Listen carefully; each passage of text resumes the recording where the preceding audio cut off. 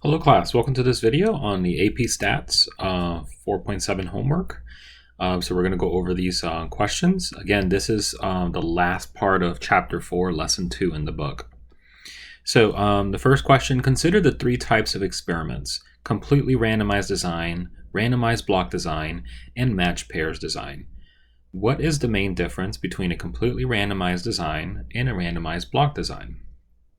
Okay, so this is basically like a definition kind of thing. We need to explain what a completely randomized design is. So remember, in a completely randomized design, you have your experimental units, right? And you're assigning treatments to them, but you're assigning them completely at random. Okay, so experimental units are assigned to treatments at random completely. When you're looking at randomized block design, you have your experimental units. They're separated into groups, also known as blocks, and then these blocks have a common characteristic within that block, right? And the idea is that the block is thought to affect the response to the treatment, and so this is why we break them into blocks, right? And then once we have the experimental units broken down into those blocks, then we can assign treatments at random within the block. Okay, so there's the main difference right there. Okay, so let's go ahead and put this in words here. Okay, so for number one, first thing is that, let's look at completely randomized.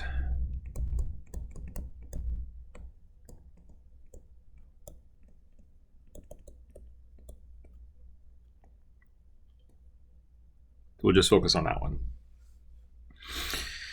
So here, treatments are assigned completely random, right? So experimental units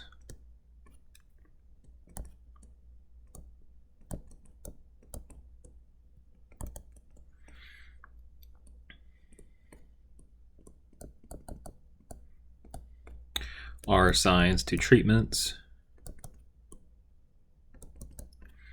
completely at random.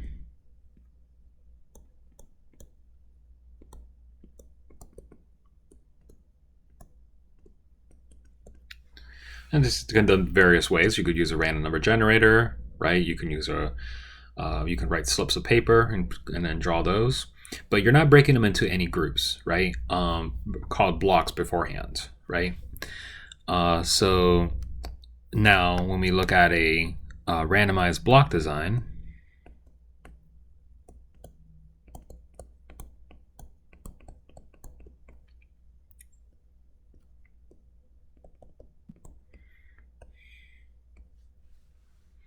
okay, so randomized block design, what we were saying is that the experimental units are broken into groups.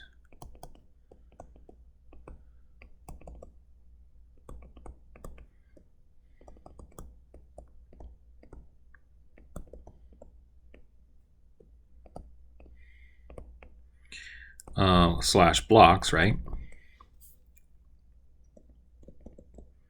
With common characteristics.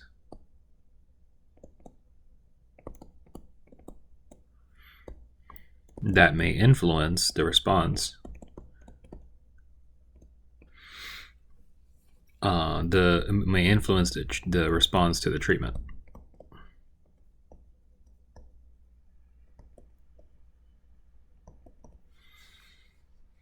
Okay, and then so for the next bullet point, then the treatments are assigned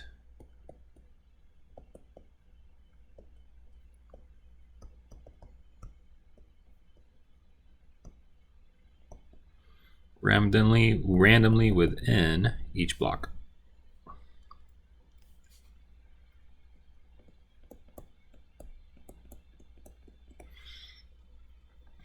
Okay, so there you go. So that's number one, part A. Now let's do part B. So we got in a match pairs design, subjects are grouped together in pairs or blocks based on a similar characteristic. Then treatments are assigned completely at random within each pair or block. So So when we're looking at a special case of a randomized block design, what we're looking for is the element of a match pairs design is that we're grouping the subjects together in pairs or blocks. So, and that's why it's a special case of randomized block design. And then we're assigning treatments completely at random within each block. Okay, so that's the element that classifies it as a randomized block design, is that you're breaking it into blocks, but in this case, these are the pairs that we're looking at based on a similar characteristic. Okay, so subjects are grouped together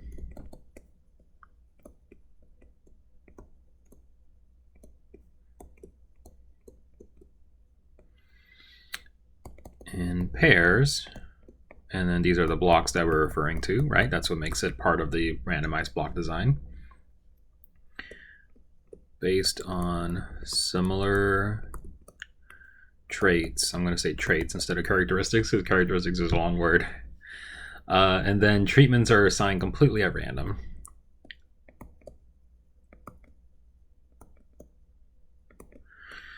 Assigned at random within each block, or within each pair slash block. Okay. All right, so that takes care of number 1. So let's take a look at number 2. Okay, the governor of Alaska recently proposed a plan to give teachers bonuses to try to increase retention rates, the likelihood that a teacher stays a teacher from one year to the next. Suppose that one of the school districts in Alaska wants to conduct an experiment to determine if giving teachers monthly bonuses of $200 will increase the retention rate. The school district has 300 teachers. All right, so describe a completely randomized design to compare the effectiveness of monthly bonuses on retention rates. All right. Okay, so we have 300 teachers, and we want to basically break them up into groups, right? In this case, we want to do completely randomized design. So 2 treatments. One treatment is they get the bonus, the monthly bonus of $200. And then the other treatment is they do not get the monthly bonus of $200. And so we want to assign half of the teachers to one treatment, half of the teachers to the other treatment completely at random. The experimental units here are the 300 teachers, so we completely randomize them. And then we compare the retention rates of both treatment groups. Okay. All right. So first off,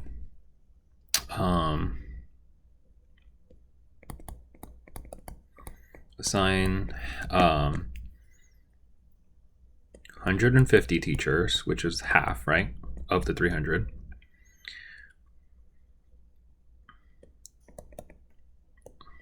At random to receive the monthly bonus.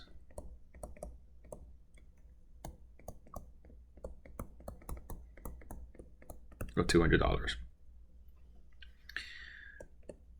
The other 150 teachers, or the other half,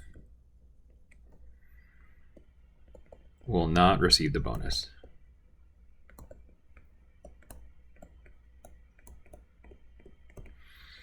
Okay, and then what we want to do is, after some length of time, then we can compare the retention rates.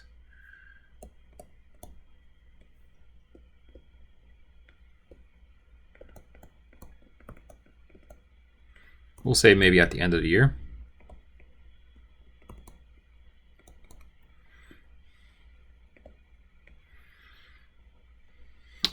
So go ahead and compare the retention rates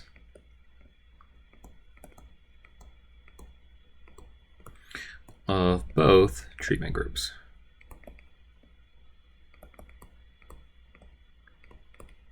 Okay, so there is our completely randomized design. Now it says, now we believe that elementary, middle, or high school levels teachers may be a confounding variable. So we can break it up by the type of teacher, right? Whether they're an elementary school teacher or a middle school teacher or a high school teacher. This might be a confounding variable in the study. This might also influence the response. And so what we're going to do is we're going to break them up into these blocks, right? And so we'll do, the teachers that are break them up by level, and then and so on and so forth, and then based on their level, then we can randomly assign them to treatments, right? Whether they're going to do a treatment A or treatment B, receive the bonus or not receive the bonus.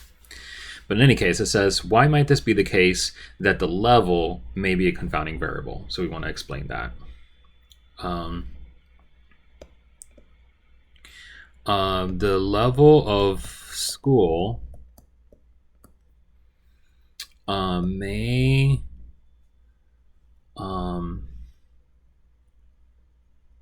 impact the retention rate, as it is possible that a particular level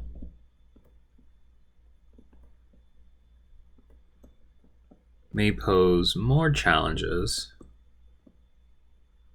than other levels.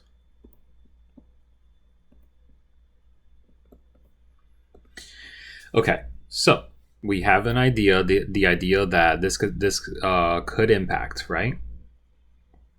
And so we want to be able to make sure we keep that in mind, right? All right, so now we're going to look at describing an experiment, a randomized block experiment, right? So it says describe an experiment that would account for the different levels of school. So we separate teachers according to the level of school.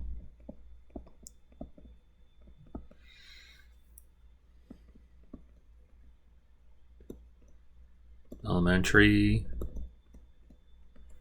middle, or high.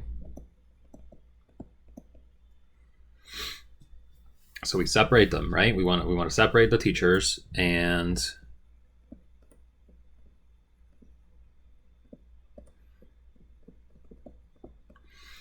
randomly assign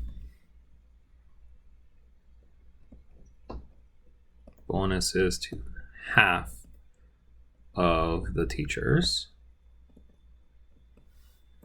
in each block.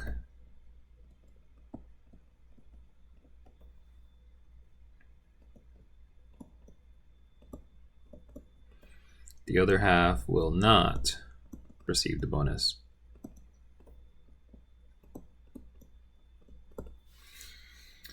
All right. And then, of course, we can say, we need to collect the data and compare. So after some period of time,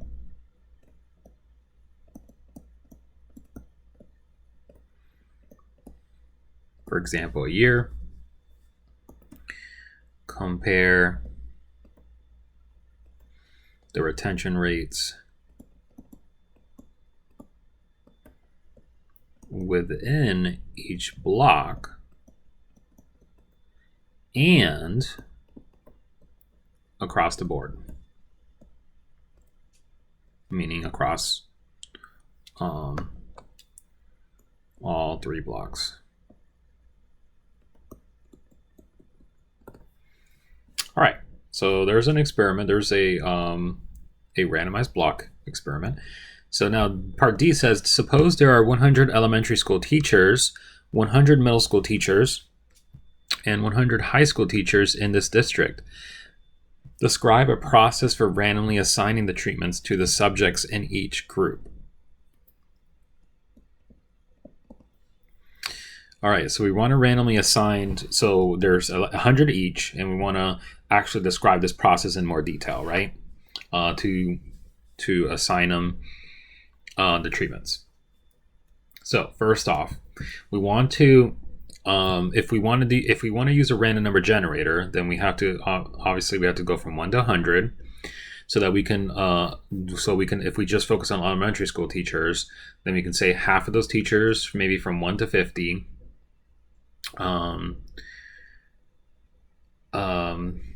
So we want to generate 50 numbers, basically, right? So we'll say if we just focus on the elementary school teachers, number them from 1 to 100, a unique number, and then generate 50 numbers with no repeats, so unique numbers. And then the teachers with those numbers are those ones that receive the monthly bonus, and then the other teachers will not receive it. Okay, so that's basically what we're going to say. So assign teachers in each group a unique number from 1 to 100.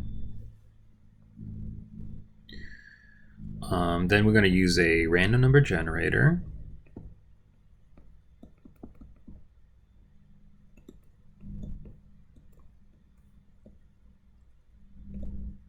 To generate 50 numbers, 50 different numbers from, or 50 different numbers, so no repeats, basically. Assigning teachers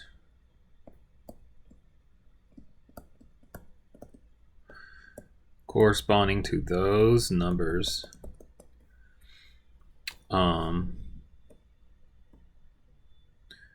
to receive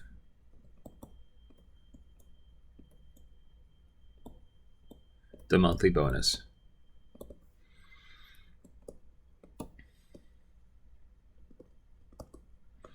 The remaining 50 teachers in that block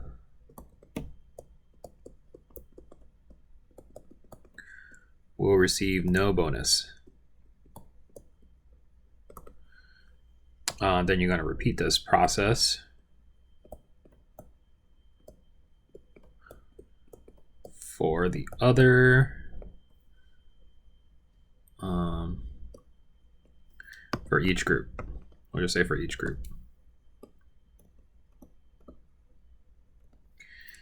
Okay. All right. And there you go. There's number 3, or number 2, sorry.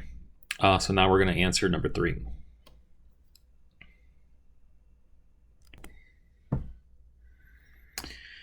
All right. So let's look at number 3 here. All right, so let's look at number 3. So the athletic trainer for the high school soccer team is planning a study to investigate the comfortability of a new shin guard compared to the standard shin guard. There are 20 students on their soccer team willing to participate in the study. After wearing the shin guards for 3 full practice sessions, the players will rate to comfortability on a scale from 1 to 10. So as part A, identify the experimental units, treatments, and the response variable.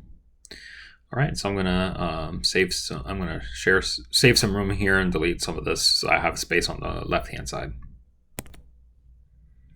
Okay, all right, so now I got some space on the right-hand side, so let's go ahead and answer number 3. So the experimental units, let's go ahead and do that first. So experimental units.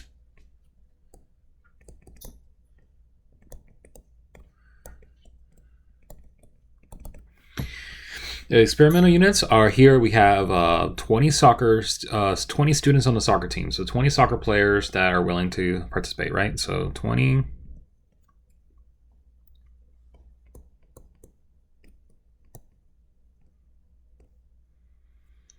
So we got 20 soccer players that want to participate in the study. All right, so part B, or no, I'm sorry, treatments, right? So we don't want to forget the treatments here. So experimental units, and we got treatments.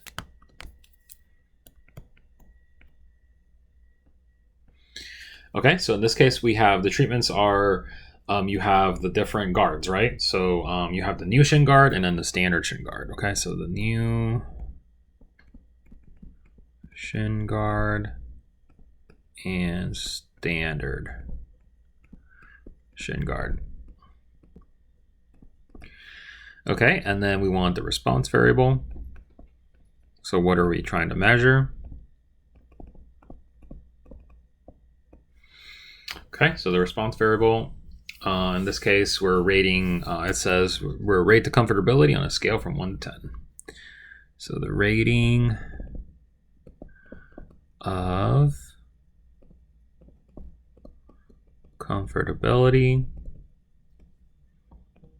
on scale from 1 to 10.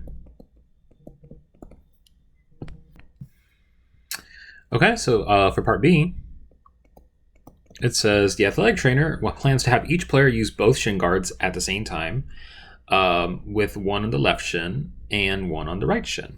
What is the name of this experimental design? Okay, so since you're basically having a player with both treatment groups, right? So you're doing a player having both shin guards. So one like one that's new, one that's standard, and so that's referred to as match pairs, right? Because each subject receives both treatments. Okay. So this is a match pairs.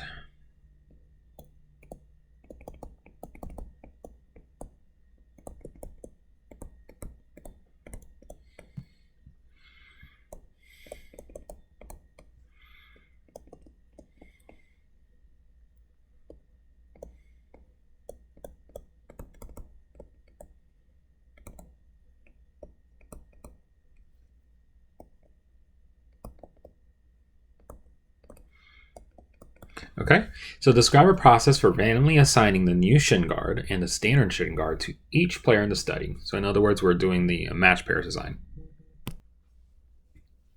Okay, so now we're gonna assign the new shin guard and the standard shin guard to each player. So for each player, we're going to need to determine, okay, which shin gets which shin guard. So we have to do that randomly. Okay, so we could draw, two slips of paper, and then one of them is shin versus the new shin versus the standard shin, or whatever. Or we can do a coin toss. So we'll go ahead and flip a coin.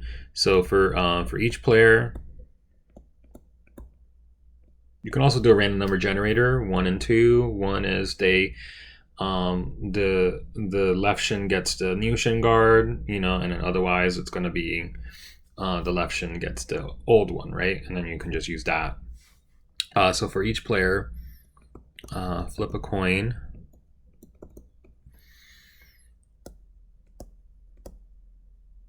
To determine which shin gets a particular guard.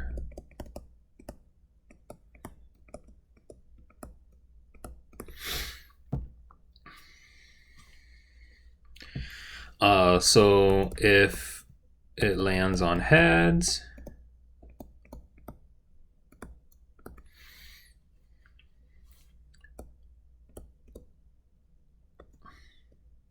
the player will wear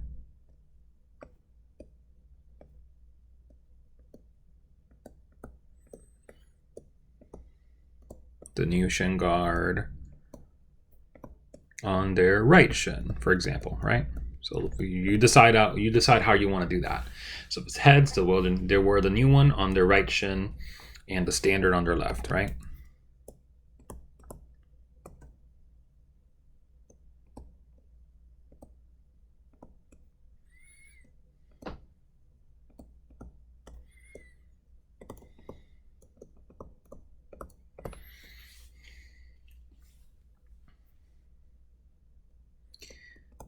If it lands on tails, reverse the process, right? The player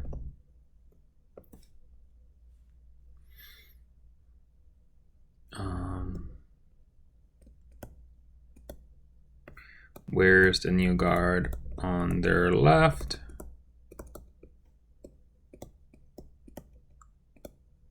And standard on their right. So just do the opposite, right? And then that's how you can randomly assign the treatments to the players, to each player. You do that for all the players, right? And then, so you repeat this process, right, for all of them.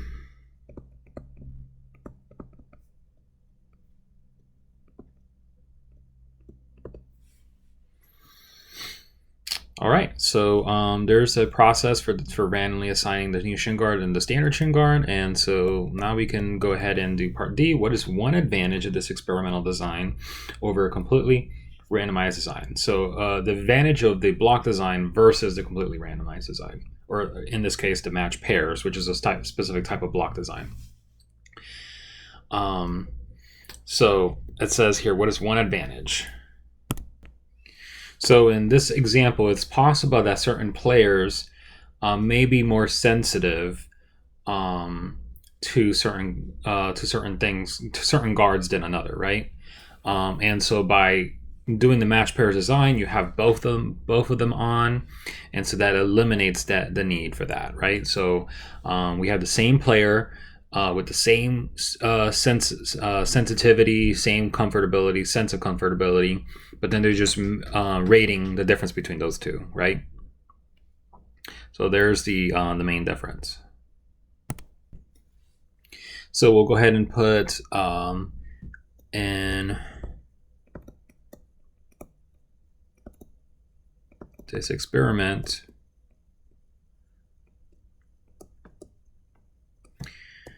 there may be players with varying levels of sensitivity.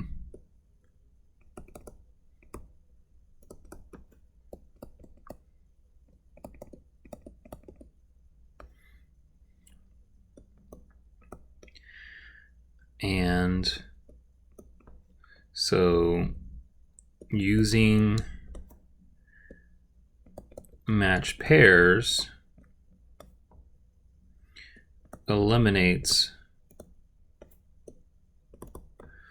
this potential variable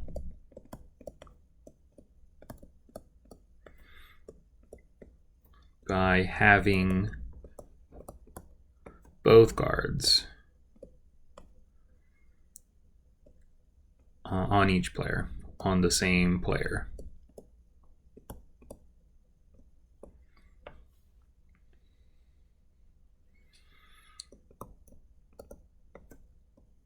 Which will produce a more precise estimate.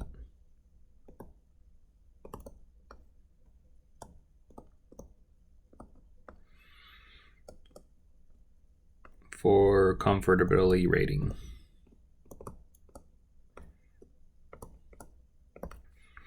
Okay, so there's the one advantage. Now, if this were done completely randomized, it's possible that players that are sensitive, or maybe they're not as sensitive or whatever, will get all assigned to the same group. And so that's going to make the groups different, potentially different in that way, and therefore that could be a variable that confounds the results, right? That could be a confounding variable. Okay, so using match pairs eliminates this potential variable.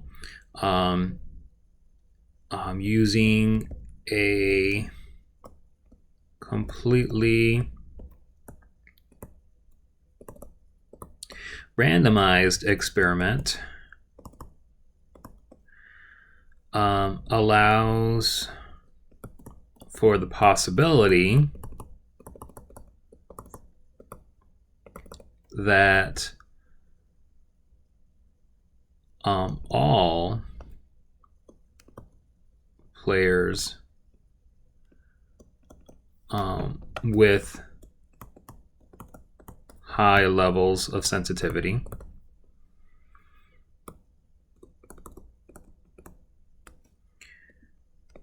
are in all have the same shin guard.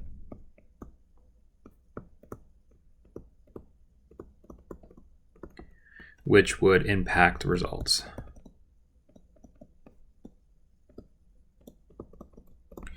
Okay. All right, so there's the idea for that. Okay, so now it says, so we'll go ahead and do number 4 now. Let me go and erase this so we can have enough room. Okay, all right, so now we have enough room. So we'll go ahead and answer number 4 over here.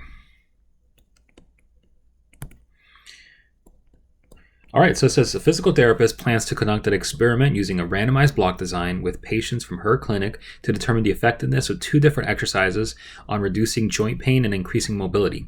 She is considering 2 variables to create the blocks: age of the patients, under 50 and 50 or more, and time of appointment, morning and afternoon.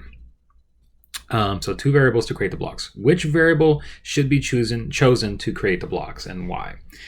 In this case, it says, so in this case, we have to see like which variable is going to most likely affect the result, which is in this case, the reducing joint pain. So it looks like age might be the better block, the variable, because that's going to that's going to potentially impact the effectiveness in reducing joint pain of the different exercises, right? So that may also affect joint pain.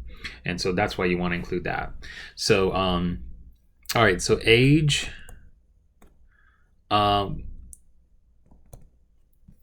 should be chosen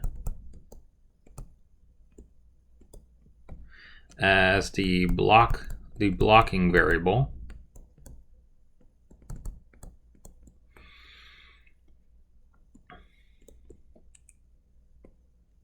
because it is more likely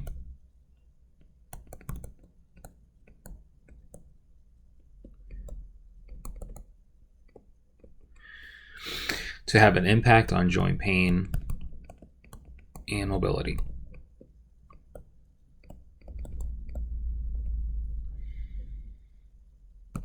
All right, so now part B. Here we're saying, what is one advantage of using a randomized block design over a completely randomized block design?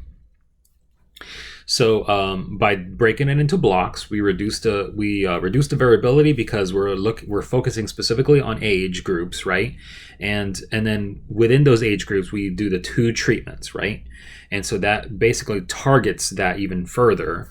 And by targeting, by breaking it into age, we can see, okay, within each age group, these exercises, these 2 different exercises are going to reduce joint pain. We can reduce it further. And so we're going to reduce the variability of the results within each block, because we're not going to have to deal with the whole age confounding the result, or, messing the results up or anything like that.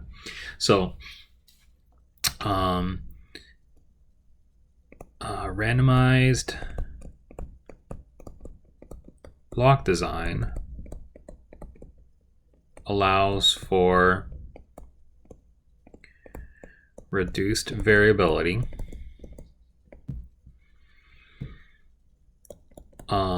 within each block.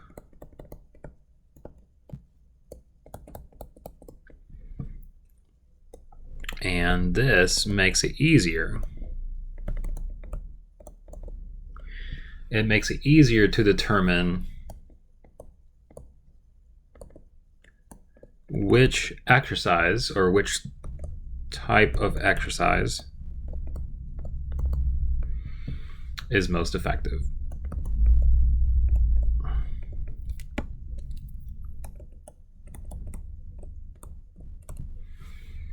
Okay, so if we used the completely randomized design,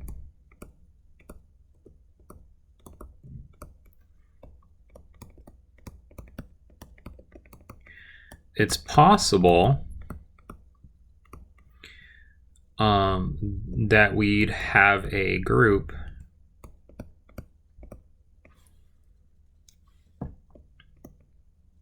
with older patients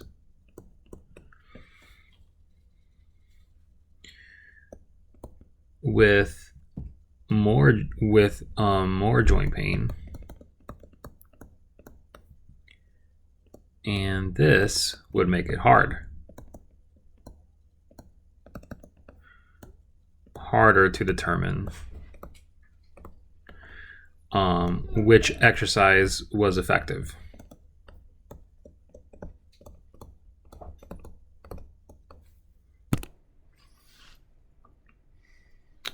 All right, so we'll look at the next question. So it says a farmer wants to investigate the effectiveness of two types of irrigation for increasing the growth of his crops.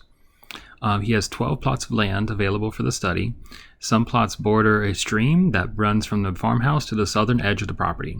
He plans to use a randomized block design to randomly assign half of the plots to one irrigation type and the other half of the plots to the other irrigation type. Two options for blocking are shown in the diagram. For each option, one block is identified by the gray shaded region and the other block is identified by the white shaded region.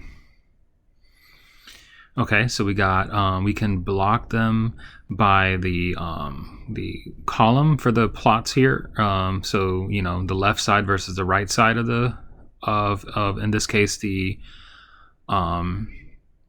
area, the area on the left side versus the area on the right side, and then the other block, the blocking variable could be like the top half versus the bottom half. All right, so which blocking plan, option 1 or option 2, will better determine the effectiveness of the two types of irrigation? Explain. Okay, so key here to understanding this type of problem, first off, is if you look at the situation that says some plots border a stream that runs from the farmhouse to the southern edge of the property.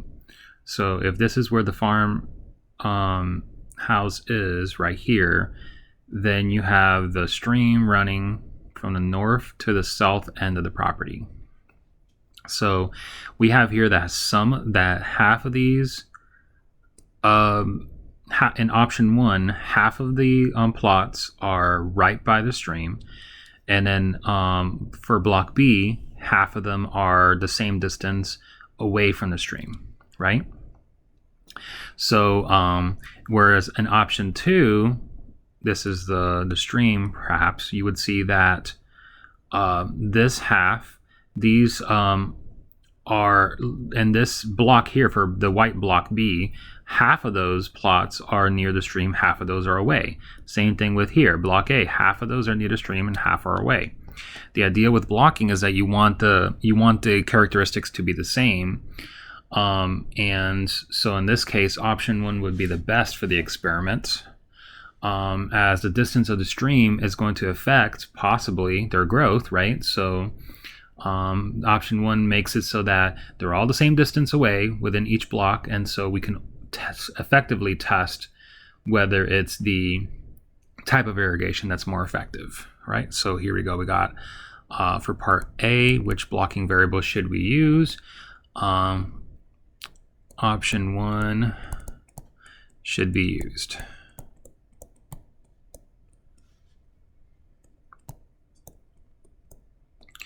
For this experiment.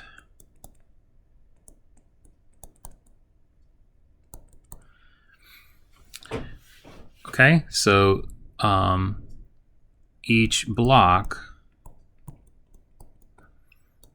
has plots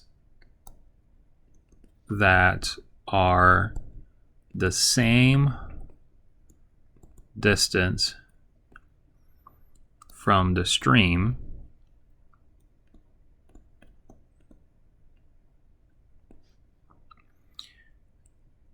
and this distance may affect growth of the plots of the crops.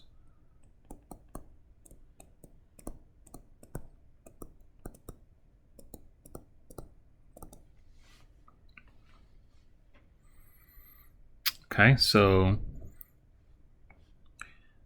this option would allow for each type of plot, near or far, to receive both treatments.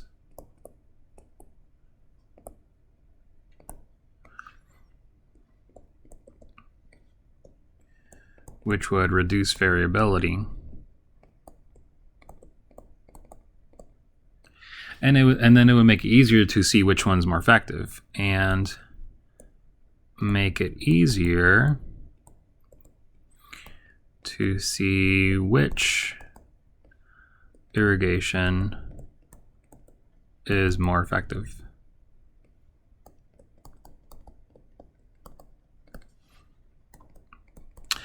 Okay, so option B, we're going to draw an outline of a randomized block design for this experiment. So if we pick option 1, right, then we're going to have plots that are near the stream versus plots that are far from the stream, right? So that's how we're going to break it up. So our experimental units are our 12 plots of lands, right?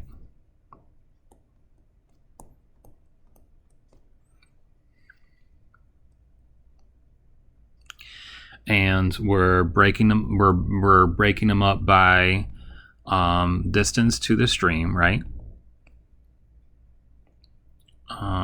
Plots near the stream.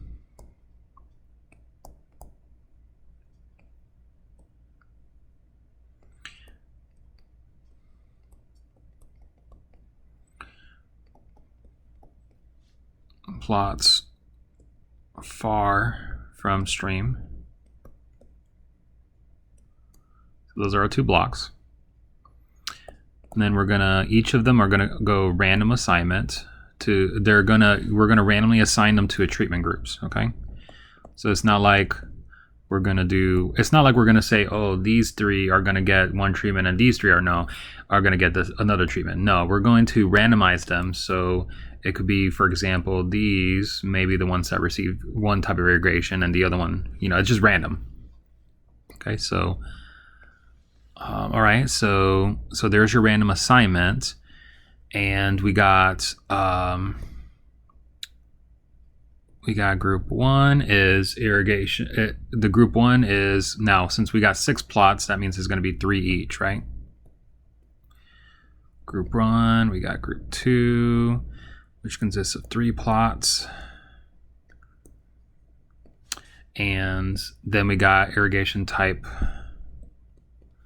And I'm going to need some more space for this. Got irrigation type 1. And then these guys get irrigation type 2.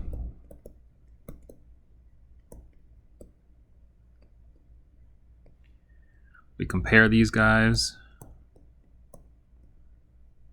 Compare crop growths. And then same thing for the other one. The ones that are far from the stream, randomly assign them into 2 groups. Same ones, 3 plots. Group 2, 3 plots. And this crop gets irrigation type 1.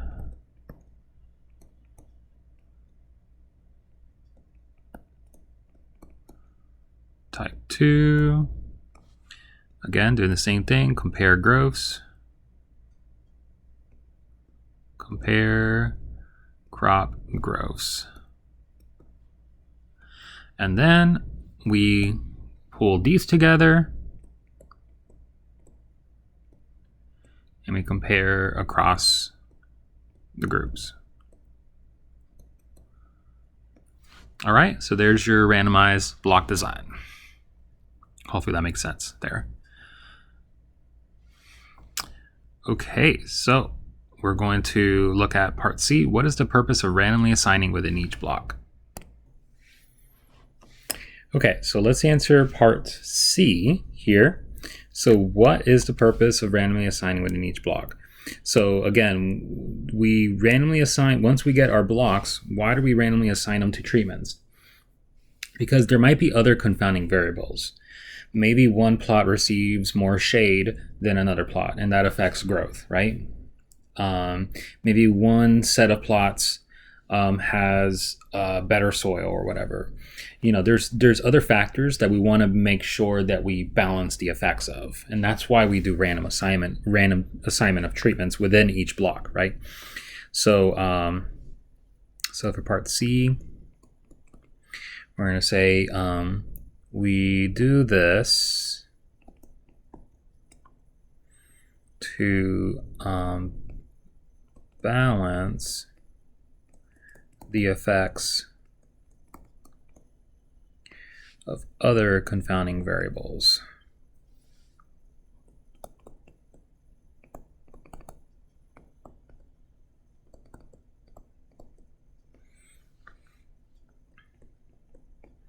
Such as sunlight, soil quality, etc.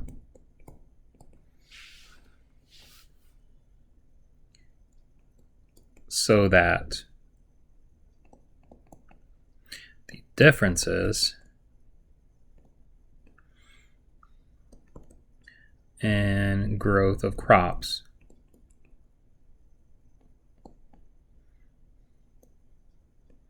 can be attributed with confidence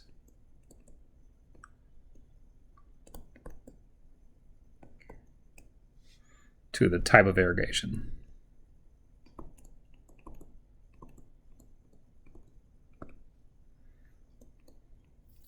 In other words, we have cause and effect.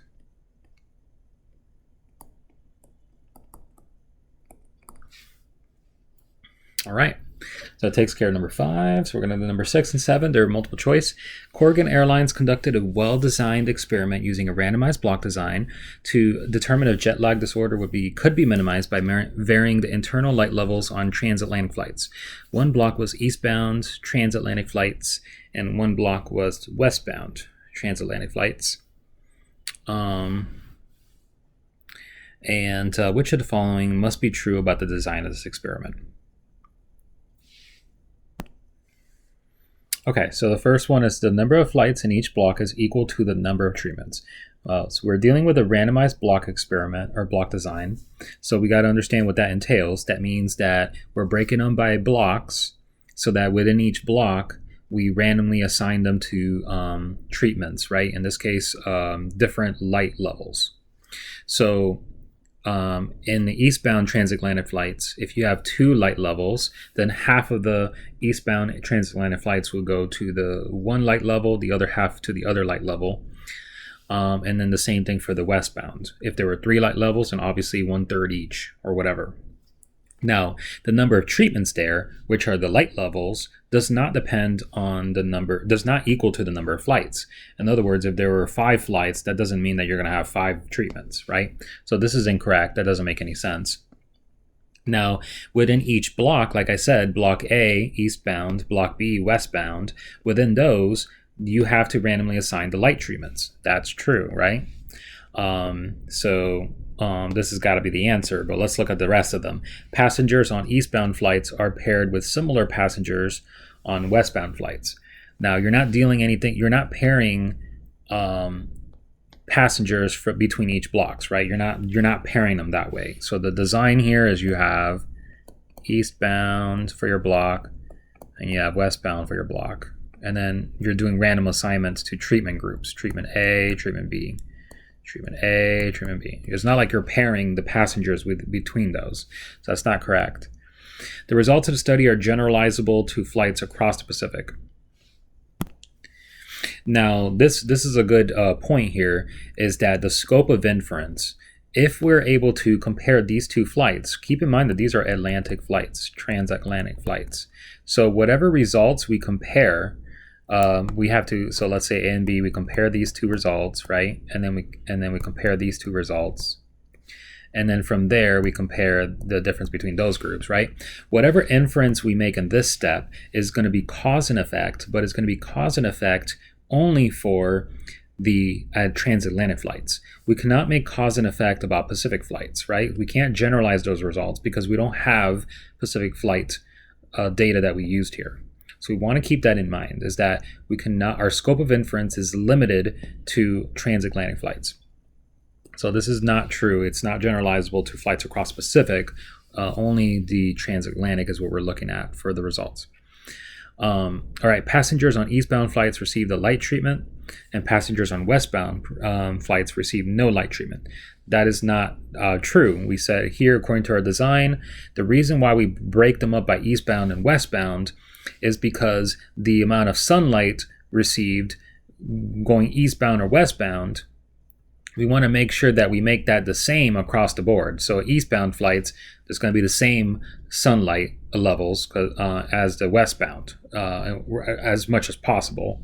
And then once we get that variable under control with the blocking, then we can look at, okay, if we vary the internal light levels of the inside the cabin, inside the plane, then does that affect the response, right? And that's the whole purpose of blocking in this example. So this is not true. They receive both light treatments.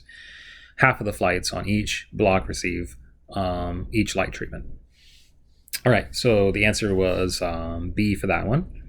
Number 7, a U.S. Air Force Academy psychologist investigated the effects of different breakfast conditions on the cognitive function of pilots.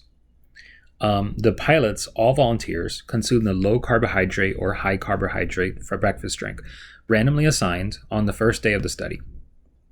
After breakfast, the pilots were tested on various flight performance indicators in a flight simulator.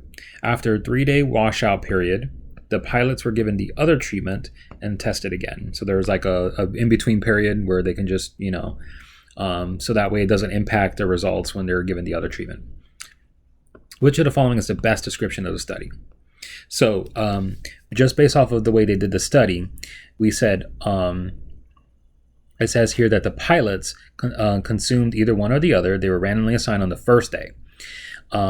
So after breakfast, the pilots were tested on various flight performance indicators in a flight simulator, and then they were given the other treatment. Okay, so we have all of them receive both treatments, right? So all of them have treatment A or treatment B, but it's random, right? So it's randomly assigned. So we have all the pilots, then we got random assignment, right? And then we have treatment A, treatment B. Breakfast versus, the other one.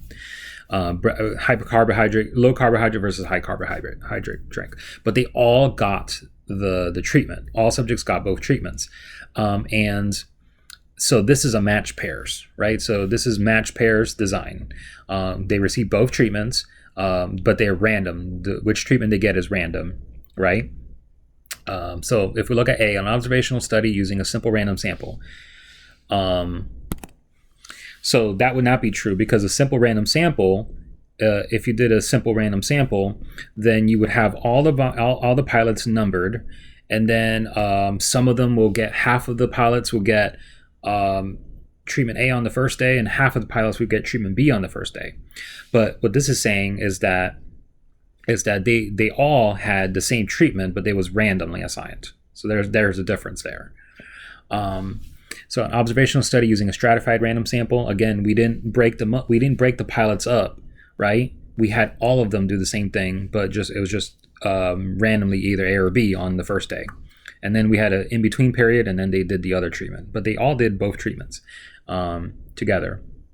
An observational study using cluster. Again, these are based off of groups, so that's not it.